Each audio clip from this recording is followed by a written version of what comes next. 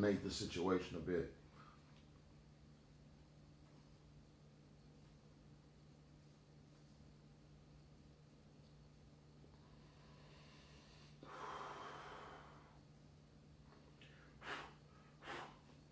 Plan is lovely. We'll resume the reading of Growing Up Ghetto. Walking around the corner of the 98th and Walnut, which is 2 blocks off East 14th Street, I could feel the vibrations of the beating of concrete. Herm was in his Mustang, slamming 5 minutes of funk by Houdini. Herm, soft-spoken stacker, meaning he saved his money.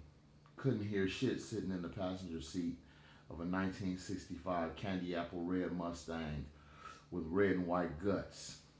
That's interior. He never looked in my direction as he reached over and turned the music down on the zap board. Still not looking in my direction, Herm said, "What's up, young Toe?" Herm was rolling with funk. Funktown, that is. And if you were a part of this particular mob and had not already made a name for yourself, you either had a young in front of your name or a bow behind it. "What's up, Herm?" Toby said. "Funk or die, you know," Herm said. I was thinking, damn, how lucky I was to catch this nigga by himself. Niggas love to show off in groups. "Herm, let me grind for you," Tobe asked. Without pause, no verbal response whatsoever, Herm just hit his horn 2 times. Superfly looked as if he stepped from a hidden hole in the wall, with his orange perm hanging past his shoulders and 38 revolver in his hand. "What's up, Herm?" Superfly said. "Bring your 500 bundle," Herm said, handing Toby the $500 of crack. Herm said, "Bring me back 400, quick, fast, in a hurry." "For sure," Toby said. I knew all too well what would happen to a cat if that money didn't come back right. So to protect Herm's rocks and my ass, I left Walnut right then. Understanding that $100 of the money was mine, I would never work with more than $100 at a time. The rest I would stash in my backyard. I would take the back streets home. One great advantage of being dirty, I didn't have to worry about nobody trying to rob me. Walking down Walnut towards 90th, I'm wondering to myself if I should try risk going back home. I could go to 87th Street and go through Jackie's backyard, jump her fence, and end up behind the library, jump the library fence, and I'll be in my own backyard.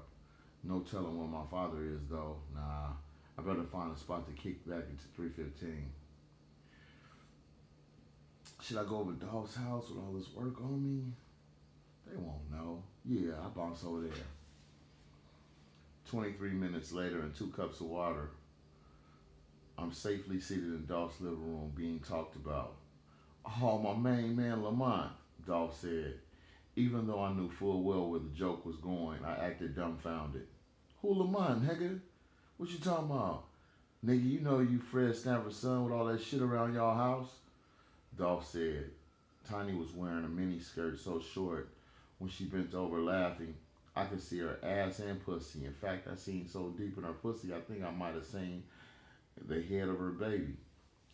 She knew she was showing me her goodies, but Tiny knew I wouldn't say anything to Dolph because in the end he would believe her, fight me, and fuck her and be happy it all happened, that way making him feel more like a man. "Hey dog, what's that smell?" I asked, as if I didn't know they were smoking grams. "Nigga, don't worry about it. Something you couldn't afford, even if your square ass did get high," Dolph said. Dolph had been smoking Grims and blasters for so long his eyes really didn't get big anymore. But I could tell he was lightweight tweaking.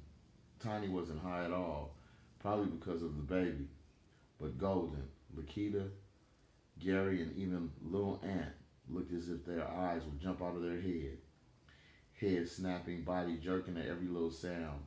I guess I was pretty smart. I could figure out almost anything without being told.